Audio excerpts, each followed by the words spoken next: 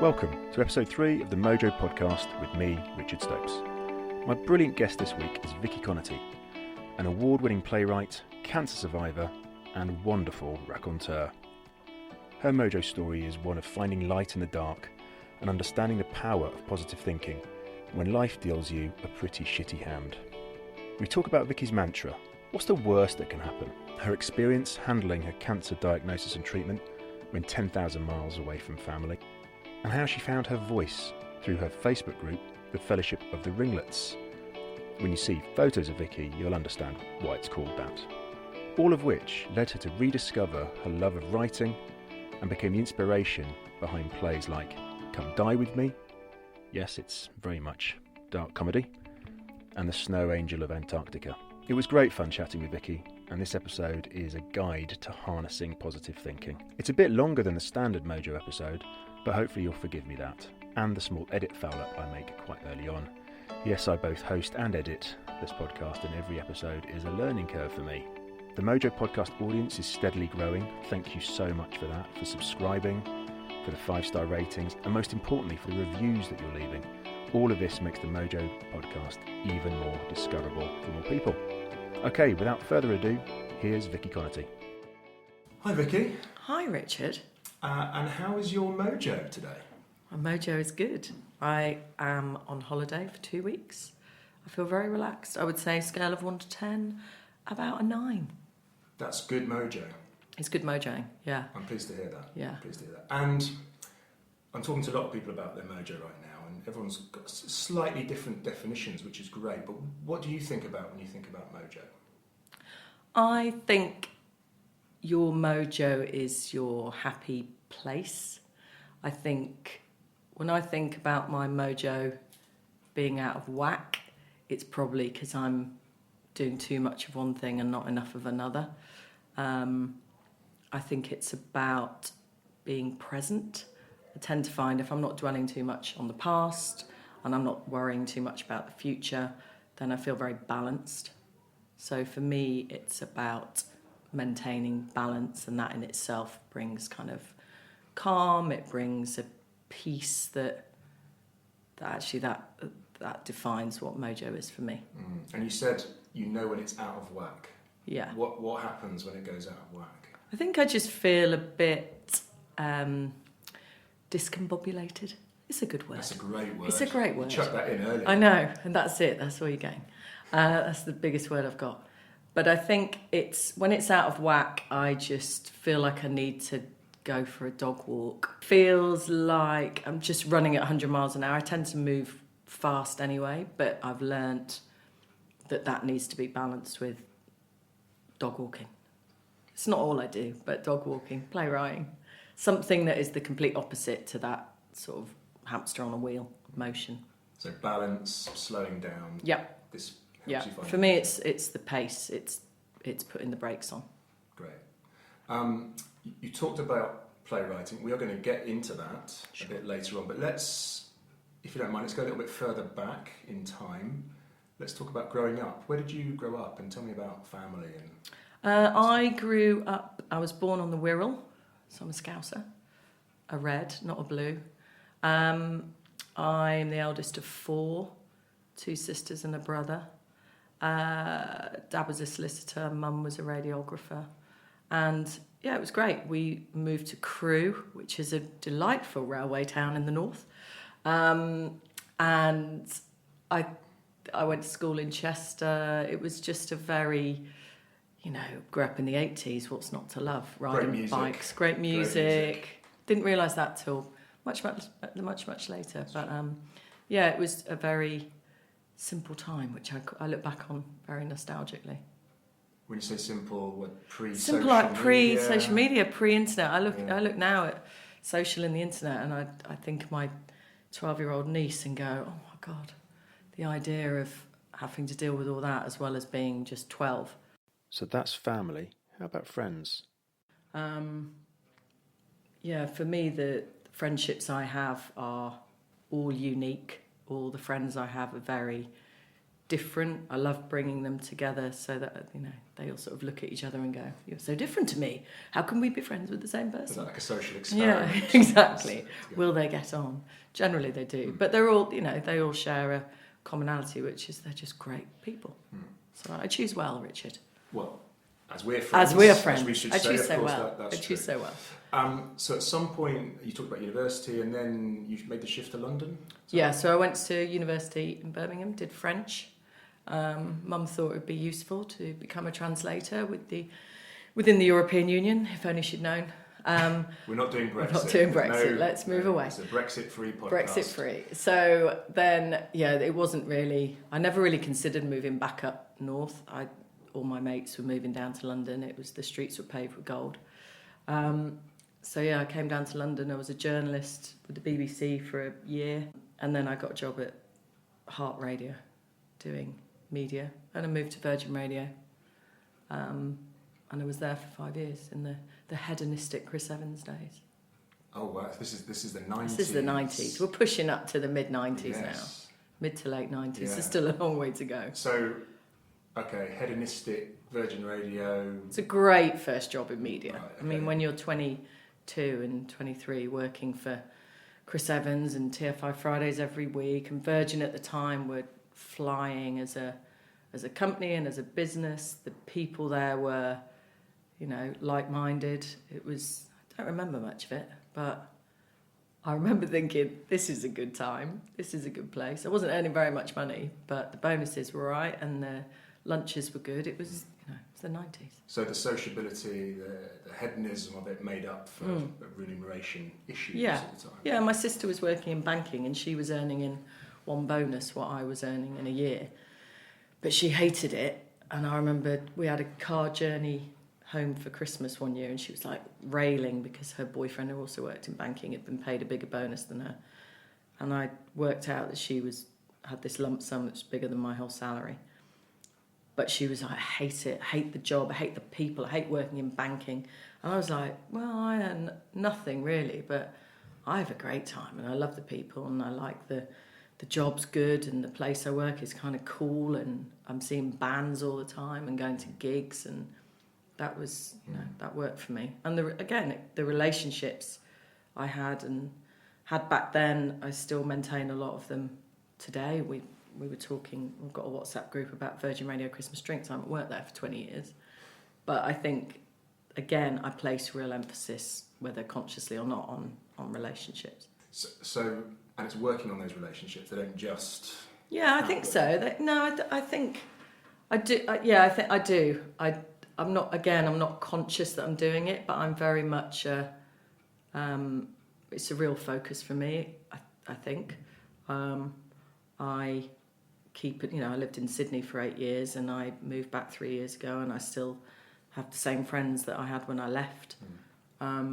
And the friends I left in Sydney I still Skype with. I think it's, again, I don't buy into the out of sight, out of mind mentality that a lot of people do with friendships. And I've been on the receiving end of that and been really shocked by people who clearly just move on, right? They just move on and go, I'm really busy, I've got 1,000 things going on.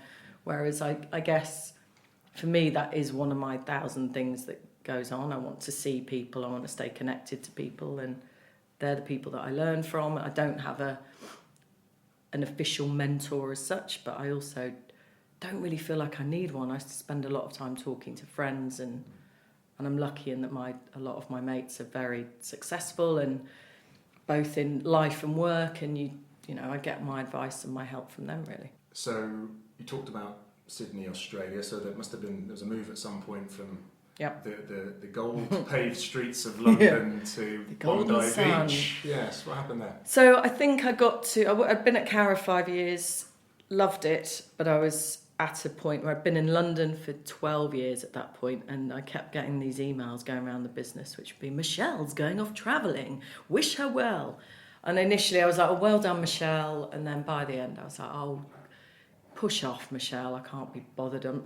I never travelled. I went straight from school to uni to work, as you kind of did in the late 80s, early 90s. And so I'd never done that travelling thing. And I think I got to about I must have been, I was 34 when I went to Sydney. I think I was just a bit burnt out. I'd worked in media since 1997. And then, 2008, I went, actually, I want to just take some time out. And you hadn't had any kind of, had the breaks you'd had in that time in London, were they just like 2-week holidays? Yeah, no break. If 2 weeks, You could, there was usually let's go to Thailand for 10 days. You spend 12 hours on a plane and then you just get sunburnt and then come back and it's like, I've been on holiday, guys, and now I'm bright red. So I really started to envy people who'd seen a bit of the world, and I kind of thought I could probably do that. I haven't got a lot of money, so I won't be able to get very far, but I could get to Australia and then see what happens. That was my kind of perspective, or my mantra was, what's the worst that could happen? And the worst that could happen was that I'd get there, not be able to get a job because I didn't have a visa because I was too old, and no contacts particularly, and I'd have to come home and live in my mum's bungalow. And I thought, that won't be great, but it won't be the worst thing in the world. Yeah. So, I was lucky. I got to Australia. Again, met a couple of mates that I knew back here who'd moved out there. One of them hooked me up with the head of strategy at a radio station out there, and he gave me a job and they gave me a visa, and that's kind of how it went. On reflection, what that London versus Sydney? It was great. It was just, what's important, I think, to note is that in that period, so my father had cancer he was diagnosed in 2001 and he died in 2002 when I was 29. No, it was just the day before my 29th birthday. And I think at that point I had a real sense of, he was 59, he was young, he had 4 kids, he didn't really travel, and to be honest, he wasn't never that asked about travelling. But I had a real sense of, I've got to do these things because you don't know what can happen. And I had a very clear kind of outlook, which was, I don't want someone to be standing up at my eulogy or delivering my eulogy and going, she always wanted to go to Australia, but she never quite made it. So I thought, these are the opportunities that I have to seize now. And, without being too carpe diem about it, there was a sense of, Dad didn't get to go, so I'll go. The opportunity's there, I'll take it. What's the worst that can happen? So this, a sense of, through tragic circumstances, a sense of your own mortality really coming and staring you in the face. For sure. And also it was a bit like, what would Dad tell me to do? And he would always tell me to do what made me happy. So I was like, the idea of Australia and wandering around, that makes me happy. The idea of not working, that makes me happy. What would Dad say? He'd say, go and do that, whatever makes you happy. And then Mum, who was still around, was going, oh God, have you got a job? Have you got a visa? Do you have any friends? Oh God, what would your father say? He'd say, do what makes you happy, go, oh God. So there was poor old Mum. She was left to sort of wave me off, but instinctively against every bone in her body. But I think that's what got me to Australia. I don't think I would have done it. I don't think it would have been on the horizon. I think I would have been quite happy, and I was happy in my life in London. Without your father passing away, you don't think? I don't think I would have. I might have done, but I think that event gave me a greater sense of, why not? Why not just have a go? So I went to Sydney, lived in Manly for a couple of years, did the whole... Did you get the ferry to work? Yeah, it was the dream. Wow. I probably was guilty of going, #commute, as a dolphin flew past the bow. I think I might have seen a Facebook post. You probably did. I was very low-key. So Sydney, Australia's going well? Yeah. So I was working at Zenith. We were working on some great stuff. We worked for Forex, or the company that owned Forex. They bought an island on the Great Barrier Reef called Forex Island. I spent a year having a ridiculous time just going over there to ostensibly shoot content, but really just lie in a hammock ordering people around. So I did that for 4 years, 5 years? Yeah, 4 years, I think. And I came to the end of 2014. And actually, I remember, and careful what you wish for, but I remember sitting in that week between Christmas and New Year. I remember writing a list of like, I need to get out of media. How do I get out of media? I'd like to write, but how do I write? I've got nothing to write about. I've got no audience. I've got no subject. I'm not interested in fashion or cats. I've got nothing. What am I going to talk about? Just work. That's pretty much what I do. I work and I live a great life, but no one wants to hear about that. And then on the 2nd of January 2015, I was diagnosed with breast cancer. Good times. Wow. So it was very odd, because I remember I'd gone in. It's a delightful story. I'd gone in for a smear test, which was the usual thing, and I was 41. And so in Australia, they make you go every 2 years, and when you're in there, I think over 40 in Australia, if you're over 40, you have to. They give you a boob check as well. They basically go, we'll do everything. Let's just, Violation Tuesday. So you go in, and they do the smear test. You're like, oh, it's lovely. And then they go, breast check, and you're like, oh, go on then. And so off she went, and she found something quite quickly, like a lump. And she was saying to me, do you check yourself? And I was going, yeah. And she said, right, well, there's something here. Does that hurt? And I was like, oh, a little bit.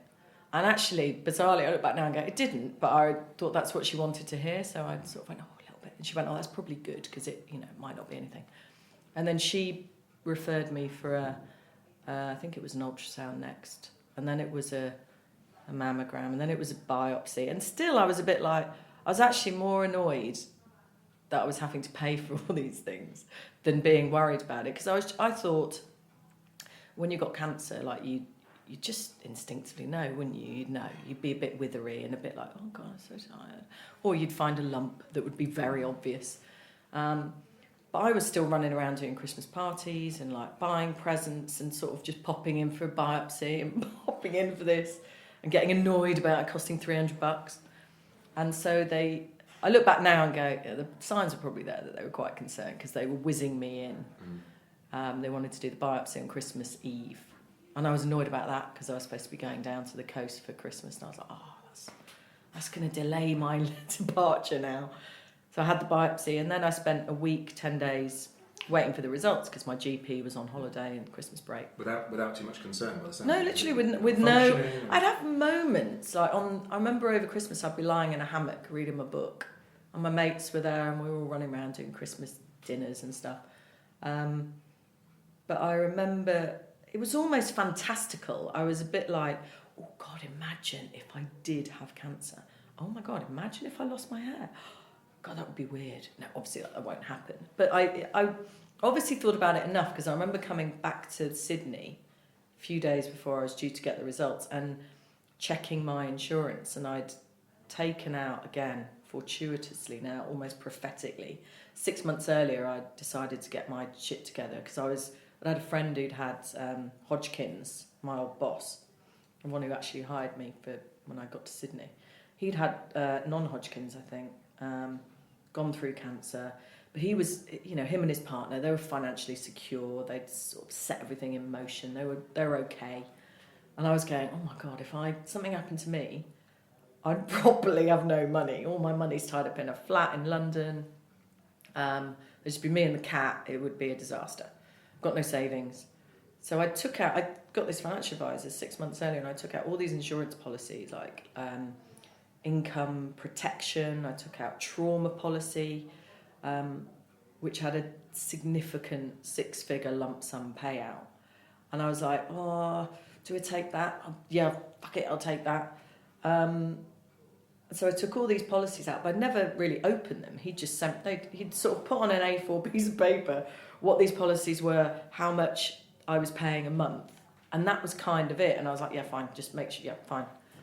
So I remember coming back from Jarvis just before New Year and opening the envelopes that had been sat in my, on my table for 3 months, and opening them and checking them. I was like, how much, if in this fantastical world that, clearly isn't the real world, I do have cancer, then how much am I getting? How am I going to, how's this going to work? And then I looked at it and I went, okay, so I've got an income protection. Okay, that kicks in after 3. Okay. And then I went, this trauma policy is very interesting because that is a 6-figure, I'd have cancer, but I'd also be quite rich, which is never. So there was this weird sort of, oh, I'm okay. And then I, on the 2nd of Jan, I went tripping into the GP with my latte and my flip-flops on my own, genuinely expecting her to go, yeah, you're all good. Sorry, you just spent $700 on nothing. And she went, I'm sorry to say you've got, breast cancer and it's gone into the lymph, so you'll need to have a mastectomy, you'll have to have chemo, radiation. And she sort of, as GPs tend to do, she just kind of gave me the general prognosis, and I was like, what? And then she started crying. I was just still going, this is real. And I wasn't fine, but I was a bit like, oh God, I'm in a fantastical world.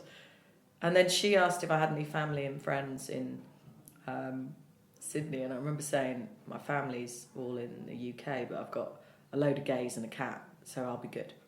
And she was going, I think she was obviously in shock. But I was kind of like, this is so weird. And then she was like, you need to see this surgeon, and this is the guy I recommend, and you'll need to go for a test at the hospital in the week to check that it hasn't spread.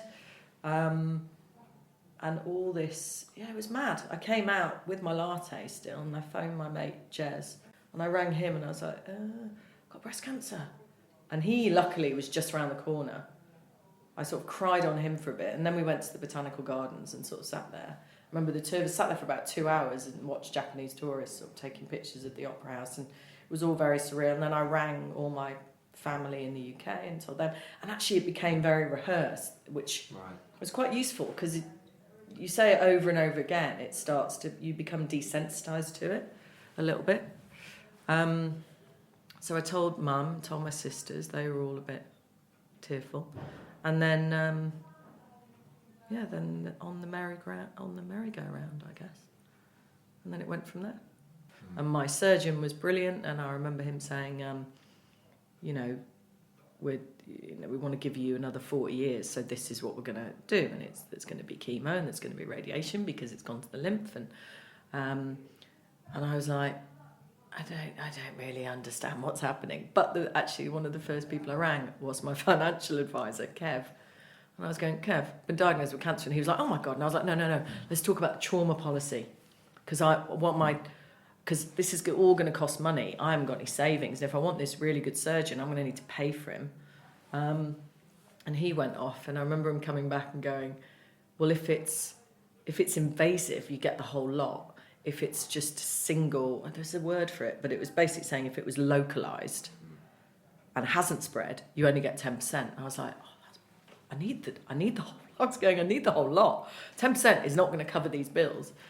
And then I went to see my surgeon a couple of days later, and I said, oh, while I'm here, I've got a trauma policy, and he's saying invasive or localised. And Dave, my surgeon, went, oh yeah, it's invasive because it's gone to the lymph, it's invasive. And I remember Jez looking at me and going, oh my God, you're rich. And I was like, I'm so rich right now. And we were in the surgery talking about, do we need a lumpectomy or a mastectomy? But I was like, I've got loads of money. We can go to Fiji. Ridiculous the things you think about. Did that sense of there is some financial security that huge. Yeah. I mean, it's the boring part of my cancer advice, but also that set up everything that year, knowing that I also had income protection.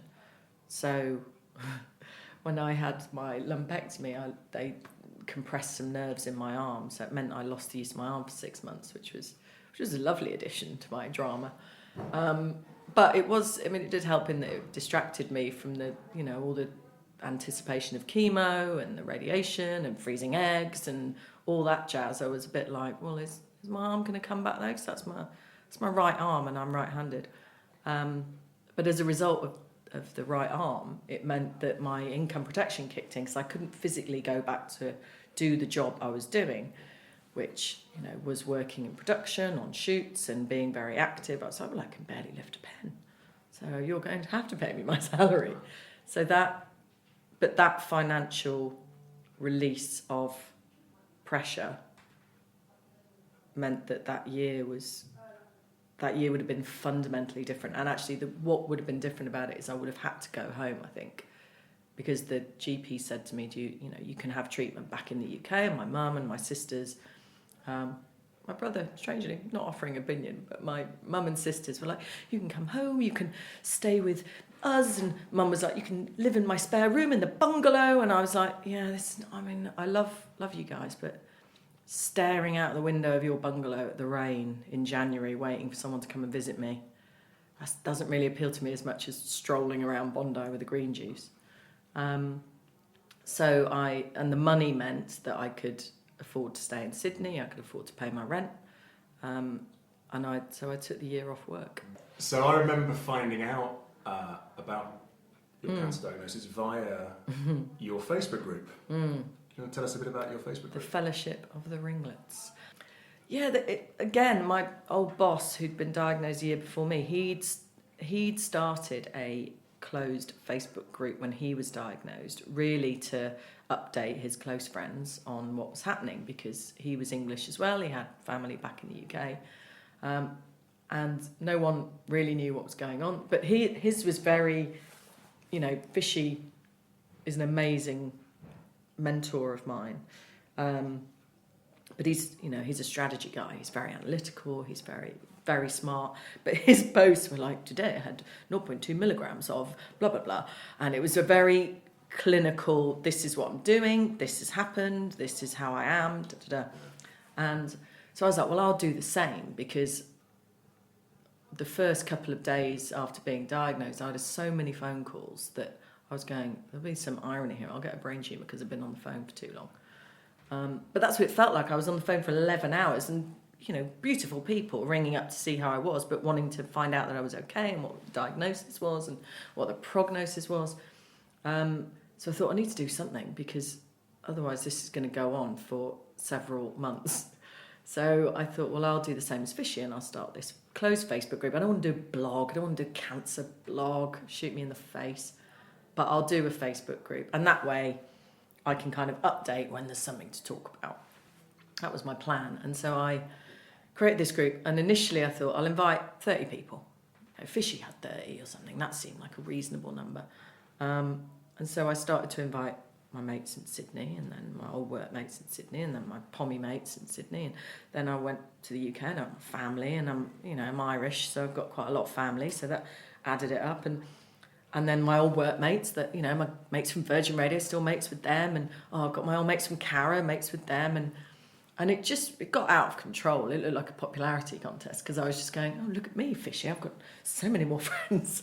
But I actually, the rule of thumb that I was working to ended up being, I didn't want people gossiping in cloisters. I didn't want people going, have you heard about Vix?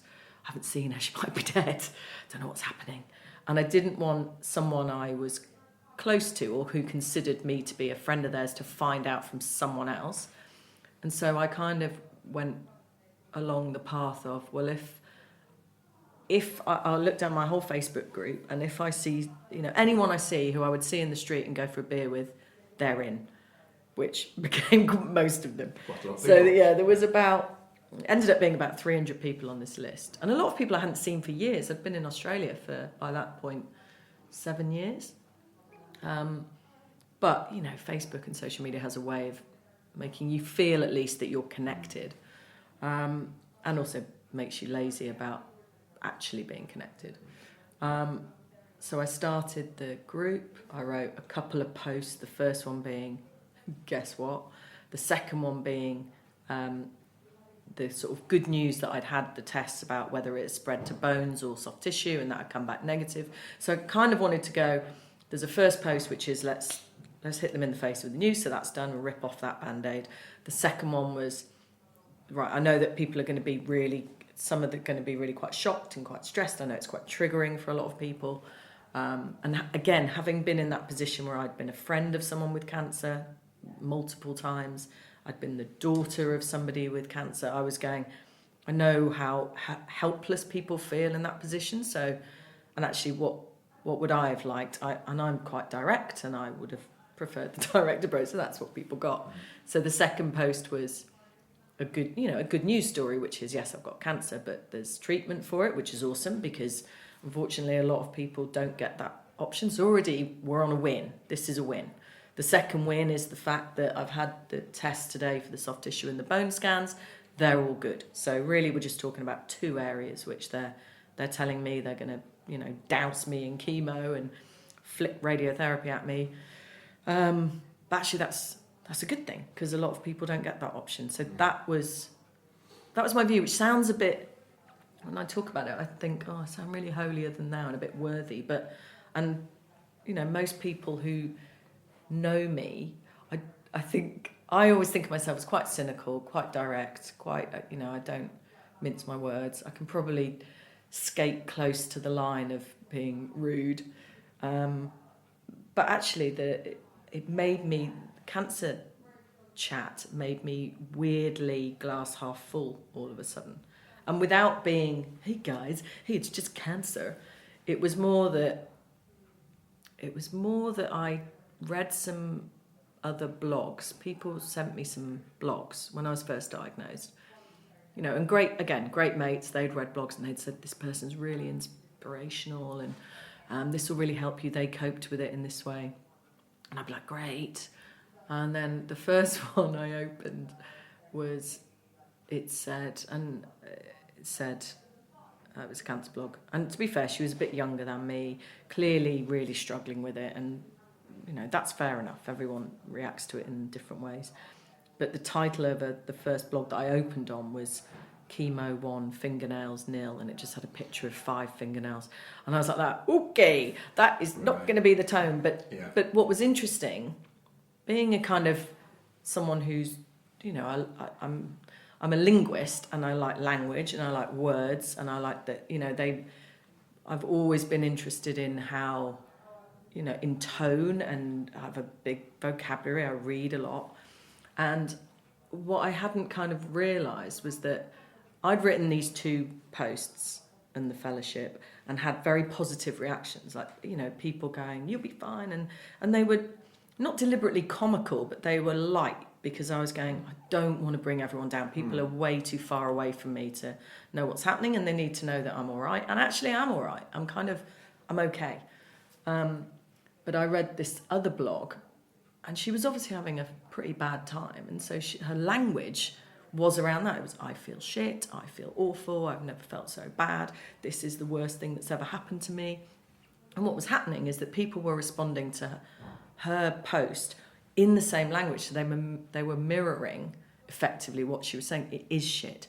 This is the most awful thing that's ever happened. I can't imagine how bad it is for you, and I was going, that's not really helping. And what I found with the fellowship, really straight away, that first post I uploaded, was I felt better because I had all this positivity coming back at me as well, which again sounds a bit worthy when I talk about it, but I really feasted on it. I was like, okay, I've said something funny, someone's loving it, and actually I feel connected to people in a positive way.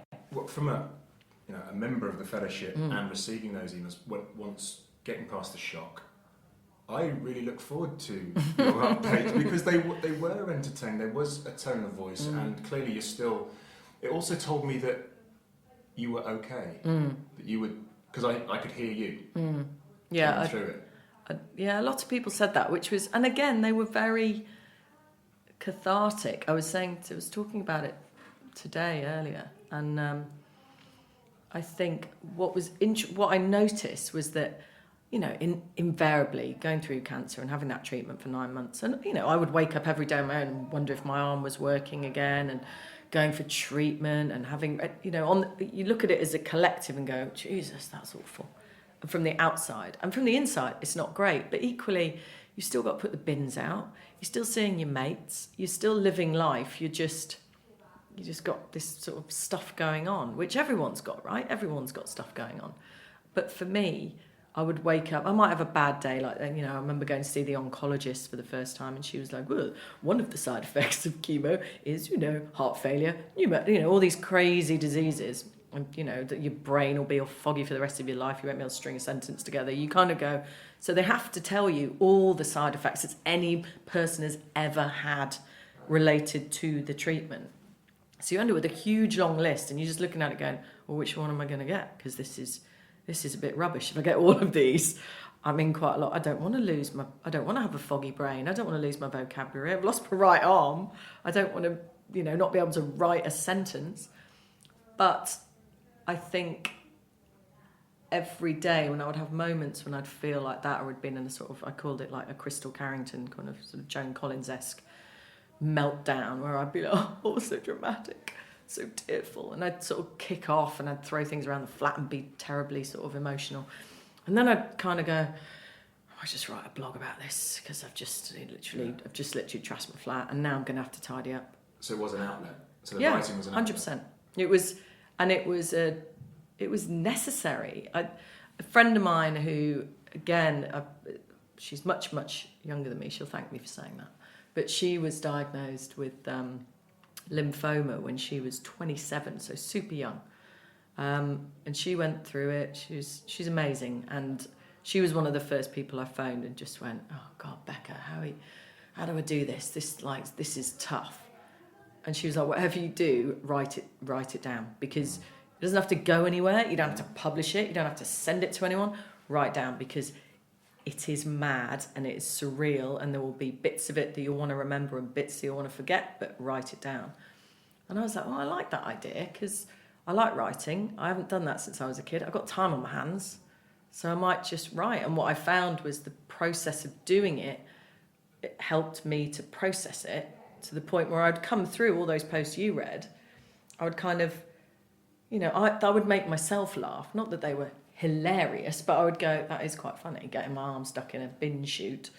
But I would try and find the light in the dark, and that's where I think the key was for me. It's almost like I trained myself to do it. I was never really like that. I'm quite cynical by nature, I think. But somehow with those posts, I would go, no one wants to hear me going, oh, I'm having a terrible day. But actually, I knew, like you were saying, I knew people kind of were waiting for them. They were waiting for me to go, I'm all right. This happened today. I just had to shoot up hormones at a wedding. This happened to me today. My cat litter got chucked all over the bin room because I got my arm stuck in a chute. This happened today. I couldn't do up my own bikini, so I had to do it within my teeth. This happened today. I couldn't cut my meat up, so my mate Matt did it. So all those things put together helped me go, and there's worse, that without, again, being too, or someone's always worse off. Someone actually always is worse off. So my dad was worse off. And my view was always, he didn't get to have another 40 years. So do you know what? If this surgeon is saying to me, I've got to just do all these things, and that's his goal, then that's my goal. And there's no point dwelling on it. There's a process. I'm on a merry-go-round. I'm on a conveyor belt. I've just got to get through. And I blocked it, and I block it out, but I quartered it up. So I almost went, right, these 3 months are chemo. These 3 months are radiation.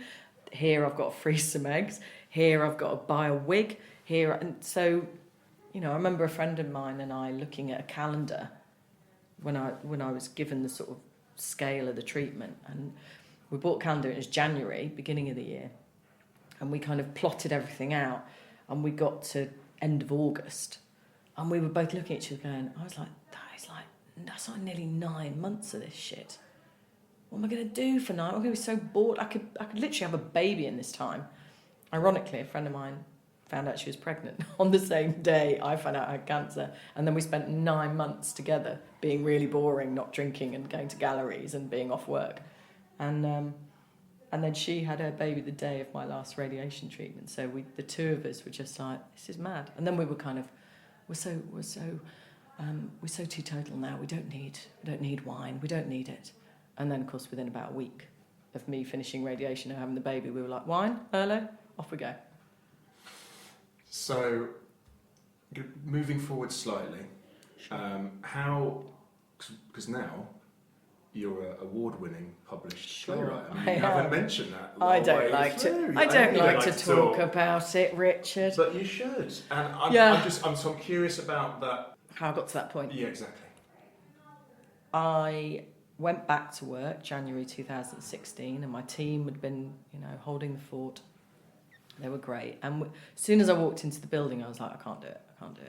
I was almost reverse institutionalised, where I'd spent a year doing my own thing, going on flower arranging courses, and I'd done a course as a voiceover person. I'd done a playwriting 1-week course at NIDA, which is their RADA. What else had I done? I'd been doing all these mad things just to keep my brain ticking over. I'd been doing all this writing, so I'd had a reason to write, and I'd had a reason to keep up the posts. And I went back to work, and I was very conscious that, one, I wasn't really interested in size of people's logos anymore, or their strategic landscape. But I couldn't be in an office. I was a bit like, I can't sit in my desk here, and I don't care anymore. And that's a bit I need to work out. Yeah, I need to work out what to do. And I was for a while I was like, maybe it's just I've been off for a year, I've had cancer, my perspective has changed, and it certainly had. But I also think I was just a bit over it. I was a bit over the media scene and the sort of, God, it's so important that we don't lose this client. And actually, is it really? Probably not. There are probably more things that are more important. So when I'd been home, I'd come home for 2 months before I went back to work, and I'd gone to New York, I think, with a friend of mine for like a week. I was just throwing money at the situation, going everywhere. Oh, look at me, I've had cancer. I can 100% go to Fiji and New York and Ibiza and all these things. And I was in New York with her, and we were talking. She was saying, what are you going to do next? What are you going to do? Are you going to go back to work? I was like, I want to keep up the writing, but I don't know how I can do it. I can't just keep doing 1-week courses, or I can't be that person, just loads of short courses all the time. And she said, well, why don't you do a full-time course, like a master's or something? I was like, I can't do a master's. When am I going to do that? Can't do a master's. And then, but I went home after I saw her. I went back to London, and I started Googling master's degrees, or like extended writing courses, or 6-month courses. And I found this course at Royal Central School of Speech and Drama, which was a master's in writing for the stage and broadcast media. So it basically meant they would teach you how to write plays, but they would also teach you how to write for TV, radio and film. And I was like, that sounds quite cool. One, because in my heart I'm a frustrated actress who never went to drama school because she didn't have the balls or the money. She was from the north. But also I like the idea of, I've never written plays, I've never written screenplays, and never written scripts, but I love the act of sitting down, and I got lost in that world. And I did, and that's what I used to love as a kid as well, which I think is important. I've rediscovered what I used to do as a child, which I think is the key. That is the key. And do you think with the Fellowship of Ringlets posts, was there a tone of voice that developed? Because I know your plays are awesome, but they're quite dark comedies, aren't they? I think you could describe them as dark comedies with a sense of hope. I think they are. I think, when I applied for the course or the degree, I got on it. I then resigned. I moved back to the UK, which was all kind of very much life-changing. Don't look back. Don't think about what you're doing. Just focus. Stay in the present. Don't think about moving back to the UK might be a terrible decision. Don't think about this course might be the hardest thing you've ever. Don't think about the money you're going to have to spend on it. Don't think about where you're going to live. Don't think about all these things. Just stay in the present, which is little short steps to get you to where you want to get to. Because then it becomes too overwhelming. Yeah. So the play and writing was inspired by the death of my father. Years earlier, like 15 years earlier. But what came out was it was essentially an observation of those days that you spend in a bubble after he died, before the funeral, where it's you and the family. And anyone, I think, who's lost a family member will relate. I think most of the people that relate to the play are people that have lost people close to them and gone, oh my God, you become so inappropriate. And it's such a surreal time that black humour, my father was, he was the master of black comedy. He was very funny. And so the most surreal situations of that time, we would find humour in, and that would save us, is that we'd think, Dad would find this hilarious. And that's when I wrote the play. And I think that's all the cancer blogs as well. I would kind of go, I find this quite funny. It's so awkward and inappropriate. It's inappropriate to joke about cancer. It's inappropriate to laugh at, awkward situations or wigs flying off, or it's awkward, but I like the awkward. I like writing about stuff which people find difficult to talk about. But these are taboos, right? These are subjects we don't like talking about, so humour's a great way of cutting through that. Yeah, it's all the things, all the writing I love is black comedy. It's stuff where you shouldn't be talking about it, but you should. All the plays I've written so far, they're all about they're all about grief, they're all about loss. A friend of mine saw my latest one a few months ago, and he said to me afterwards, he was like, these plays, they're all about you basically, aren't they? I was going, well, of course they are. They're written, Come Die With Me is about, the loss of my dad, but really, the brother and the sister in that play, they're me. They're both me. Snow Angel is about the loss of a sibling. I haven't experienced that, and hope not to, but it's about how you deal with loss. It's about, and it's not, it's different for everybody. And I think that's the point about finding your own voice, that's why I write plays. Anyone can write a play. Anyone who has a different point of view from me can write a play, but that's my outlet to just go, why do I think about this? How do I think about this? And I go and see plays because I want to see how other people think. I went to see an amazing play yesterday that just from a new writer, his debut play at Southwark, and it was amazing. And it was about three lads locked up in essentially a young offenders institute. I know nothing about that. But I came away going, it was amazing. And actually it's making me think about what it must be like. And so my plays do the same thing. They're an outlet for me, but I would hope that when people see them, they connect with them in some way. Otherwise, I don't really care. I'm just writing because I love it. Which is good enough in itself. It's good but enough. If there's a message for people, if it makes them laugh, it helps them get through a difficult situation, then great. Yeah, and I think you just have to do it, whatever it is, whether it's, for me it's writing, I'm walking the dog. I've mentioned I've got a dog that I like to walk. But it's the balance, it's the outlet, and I think that's what I was missing before. That's what I didn't have pre-cancer. I didn't have an outlet. I was really conscious that I didn't have any hobbies. I saw a lot of mates, I went out a lot, I travelled a lot, but I didn't do anything just for me.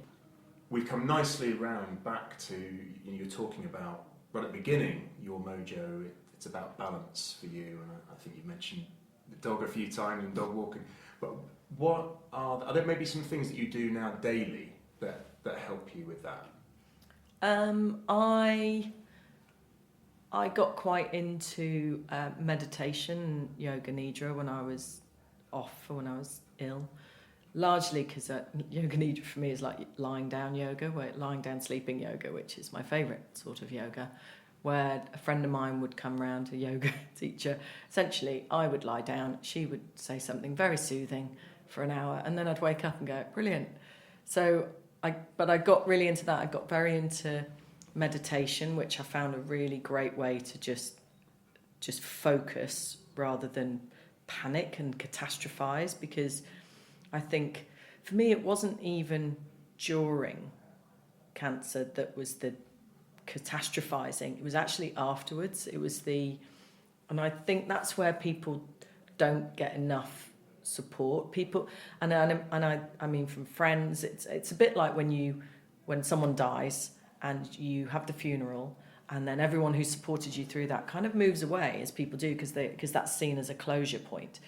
But actually my experience is that's when it begins. The reality of getting back to normality is when that normality is no longer what it was, is really, really challenging. And I think I had counselling after cancer, not during, and I sought it out because for me, I needed to have somebody that would go, just because you've got a sore finger does not mean you've got cancer of the finger. It was that level of, because, when you've been told you're high risk, when you've been told your cancer's invasive, when you don't really, your body's done something mad that you didn't find yourself and you weren't expecting, it feels like it could be anywhere, so I'm quite resilient and quite strong, I think, mentally, but I don't think the challenge is before, I think it's after. And so for me, meditation is something I've kept up. I just do Headspace, but it keeps me in the right place. I don't do it every day, I forget, but I actually really notice when I've not done it for a while, because I get very highly strung, I get a bit ragey.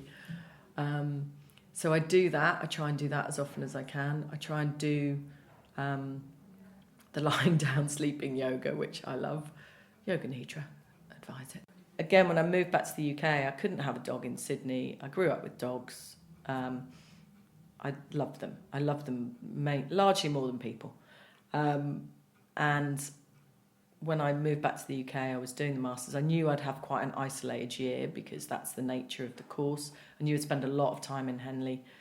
And it's beautiful around there, loads of woods and loads of nature. And also I'd spent this year walking around and doing a lot of walking and a lot of, thinking and just things to make me feel balanced and calm and kind of peaceful. And dog walking is the same. Like, if you're throwing a ball for a dog, you're not thinking about anything else. If you're throwing it, I love going for, again, this is going to sound so ridiculous, but I love walking with him because actually he's so excited by life and trees and bugs and grass and sticks, smells, and mud and other dogs and more balls. And so you end up just, I walk him obviously every day, but it's actually less now about him and more about me needing to just get out. So, when I'm in town and working, it's harder. But on the days I'm not working and I work from home on one day and I'm off on the Friday, I'm out with the dog. I love it. So I do that. And then I write when I can. I'm trying to write a TV script at the moment, which is challenging. But again, just sitting down and giving myself time to breathe and do what I like to do without thinking about logos or work or strategic platforms. That works for me.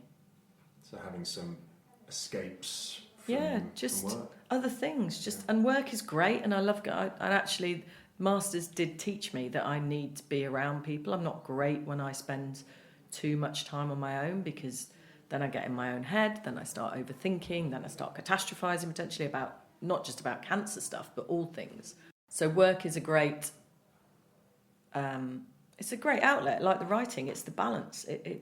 I like going to work and meeting friends in the industry that I've known for years and working with good clients. And also that takes the pressure off the writing, because I couldn't, the writing, as brilliant as my plays are, Richard, are not bringing in the same salary as 20 years experience in advertising does. Kind of got that image of the pauper writer in a garret. Yeah, I don't want to be that poor. That pauper writer needs shoes and coats. So, and dog biscuits. And dog biscuit. Jarvis needs to eat. He needs to eat. Vicki, thank you for spending so much time with us and telling us your story. It's amazing to hear. Pleasure. Thank you. Well, there was just so much in that episode, wasn't there? Thank you so much to Vicki. I just loved hearing about her ability to find the positive and harness that positivity to really fuel her recovery and move really purposefully forward in life. We talk a lot about mindfulness and being in the present, and Vicki really shows the value of this. I love her consistent and constant mantra when considering those big moves that she made. What's the worst that can happen? And that forms this week's Mojo Challenge. So, what's going on for you right now? Is there a big decision that you've been thinking about, you've been chewing over, maybe putting off? Maybe there's some fear, some catastrophization going on for you. So ask yourself, use Vicki's mantra. What's the worst that can happen if I do this? And answer each of the things that comes up for you. You might just find that those fears aren't quite as scary as you thought, and you too can move purposely forward. Give it a try and let me know how it goes. Thanks again for Vicki for sharing her Mojo story. You can find out more about her plays via the show notes and contact her via Instagram. If you like the episode, please do write a short review and share with all your friends. So next week on the Mojo Podcast, I'll be sharing some thoughts about how to look back on 2019 and how to look forward to 2020 and to set some really effective intentions for yourself about what you really want to achieve next year. And we'll be back with the usual format with a fabulous guest in early January. Until then, I hope your mojo continues to flow.